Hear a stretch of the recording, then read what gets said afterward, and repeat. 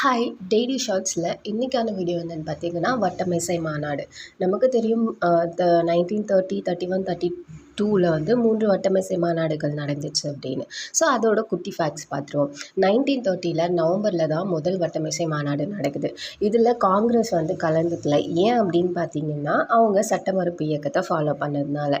1931 March 5 வந்து காந்தியடிகளுக்கும் Erwin பிரபுக்கும் நடுவில் ஒரு ஒப்பந்தம் நடக்குது. எதுக்கான அந்த ஒப்பந்தம்னு பார்த்தீங்கன்னா கைது செய்யப்பட்ட அரசியல் கைதிகளை வந்துட்டு வெளியிடணும் அப்படின்னும், உப்பு காய்ச்சறதுக்கான உரிமை, வன்முறையும் இல்லாத போராட்டம் அப்படின்னு சொல்லி 2 பேருக்கும் நடுவில் நிறைய ஒப்பந்தங்கள் நடக்குது.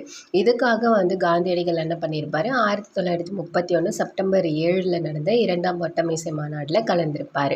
அப்போ சிறுபான்மையருக்கு தனி தொகுதி வேணும் அப்படிங்கிற ஒரு டாக்னால அவர் வந்து அதை ஒத்துக்க முடியாமல் வெளியில் வந்திருப்பார். ஸோ 1932 ஜனவரி 4 வந்து காந்தியடிகள் கைது செய்யப்பட்டார். ஏன் அப்படின்னு பார்த்தீங்கன்னா படைத்துறை சட்டம் வந்து அமலாக்கப்பட்டு அதுக்காக காந்தியடிகள் வந்து கைது செய்யப்பட்டிருப்பார். 1932 நவம்பர் 17 முதல் டிசம்பர் 24 வரைக்கும் 3வது வட்டமேசை மாநாடு நடந்துச்சு.